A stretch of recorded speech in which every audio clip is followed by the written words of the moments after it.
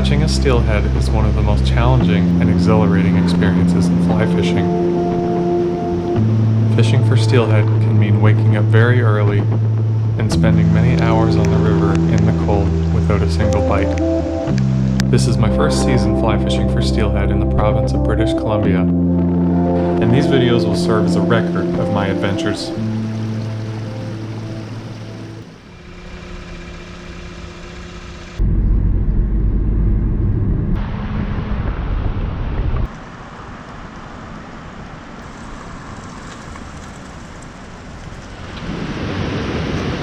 Good morning, guys. This is episode 3 of my hunt for steelhead. On episode 1, I was fishing basically colorful streamers and stripping them back. On day 2, I threw an egg under an indicator for a while, and then I actually can't remember what else I threw. But today I decided I'm just going to throw normal trout flies, because at the end of the day, steelhead are just big trout that hang out in the ocean for a lot of their lives. But when they're in the river, they eat normal trout things a lot of the time. So I started the morning when it was quite dark with a slim green woolly bugger, or olive color I should say. And I think I'm going to change it out and put on a nymph. I threw on this little black nymph. I think that's probably size 12 or 14, but no reason why it can't catch a big trout. And a little split shot below, I'm running a drop shot rig, one fly.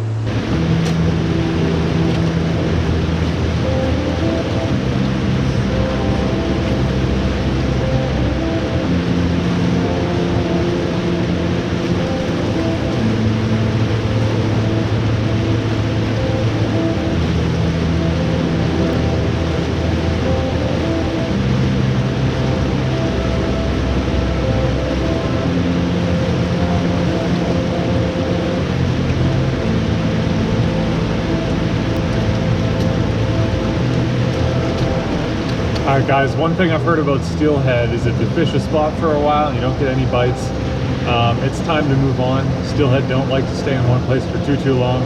That might be a bit of an exception on this river because it's a canyon river and there's not that many spots I can go to. And the distance from the ocean is really not that far, maybe 2-3 kilometers, but I personally like to move spots anyway. So let's go up to the cable pool. Maybe we'll chat with that guy who's fishing off the big rocks, see if he's seen any fish. Maybe we'll try to spot some fish. Water quality is not great today. I'm not really sure why, but the water is up higher than I thought it would be, and it's a bit off color, so might need to throw some bigger streamers. We'll see. But let's go for a walk.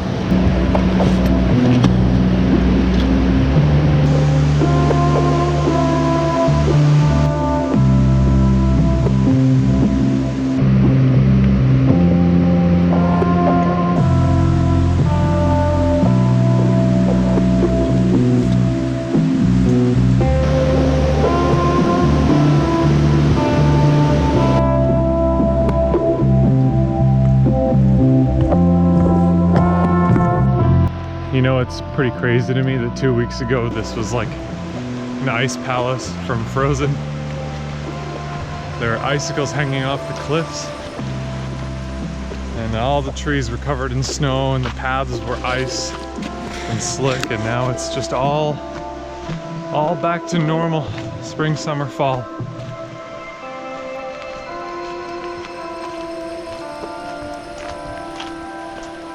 Boom. Let's go take a peek.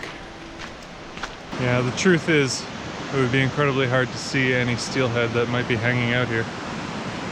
When the water's like super clear in this pool, you can see like 2 foot long and bigger. Like you can see the fish down to about like 10-foot depth, just swimming slowly in this pool. It's pretty crazy. It happens more in the summer, but still. Oh, it's so pretty down here. All right, so I'm gonna go find some micro seams beside some runs. That's what I have to look for here. Like I can't fish in the middle of that white water, and at the tail here is kind of pointless. So I need to go and find little micro seams along the fast water.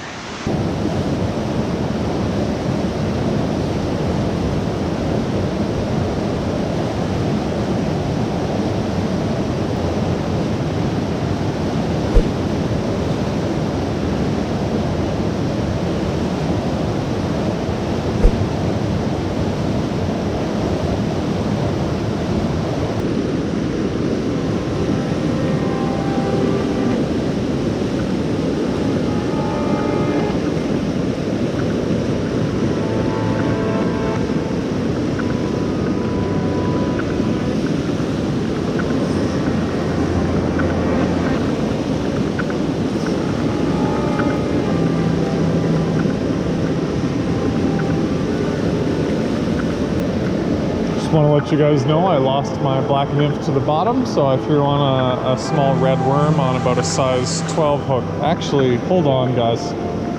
This is bad form. I picked up this fly from a buddy a long time ago and I did not pinch the barb, and that is on me. That is very irresponsible.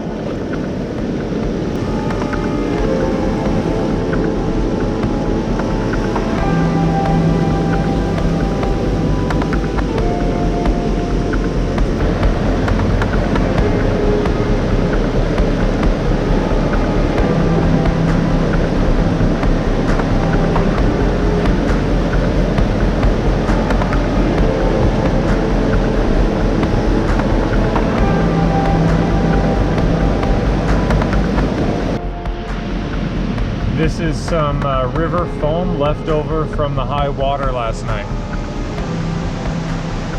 And as you can see, the river's dropped quite substantially since that time.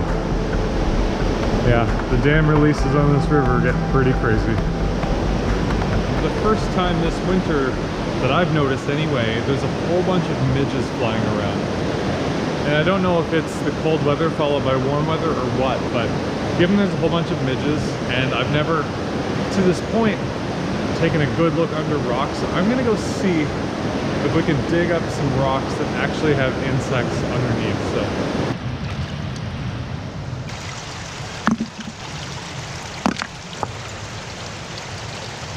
there we go, we found something, guys. I finally found some bug life on the Capilano River. Now I feel pretty good about throwing on big nymphs in this river, because this is the kind of thing that those steelhead are going to be looking for when they're swimming upriver getting ready to spawn. So, I found another one. This is a nice area to look for additional insects, guys, because it's really sandy. And show you what kind of stuff is washing into the cable pool in terms of fish food. Here you go. That's one of the littler ones. Yeah, he's quite dark brown, I'd say. And he's definitely of a medium size. He's got a big head on him. Oh, that one's like jet black. I admit, I don't really know what any of these nymphs are gonna grow up and turn into, but it's kind of cool seeing how many of them are actually in, you know, these little water systems that flow into the river, and that's where a lot of their food is gonna come from, so it's neat. So you guys can use nymphs on the Capilano. I'll have to remember that for next time and start with one. Alright guys, I'm gonna throw a big old foam dry fly from my subscriber Colin. He sent these to me in the late summer, fall, because he's a legend, and why not? You know, there's no fish subsurface, the water's off, but I don't know, it never hurts to throw a dry fly. I mean, steelhead are just big old rainbow trout, and rainbow trout like dry flies sometimes, so.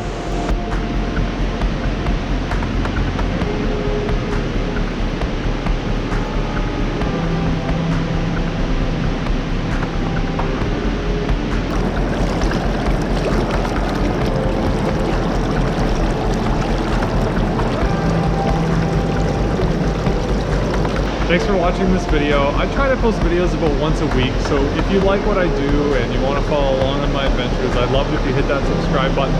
If you like this video in particular, you can hit the like button. It helps to do better on YouTube. Otherwise, guys, I hope to chat with you in the comments about something. Let me know how you're doing. Take care of yourselves and good luck fishing. Bye. That was a beautiful morning. I'm not gonna lie, I'm kind of looking forward to the half-hour drive home with my lukewarm coffee and Tom Rosenbauer and the Orvis Fly Fishing Podcast. Let's do it.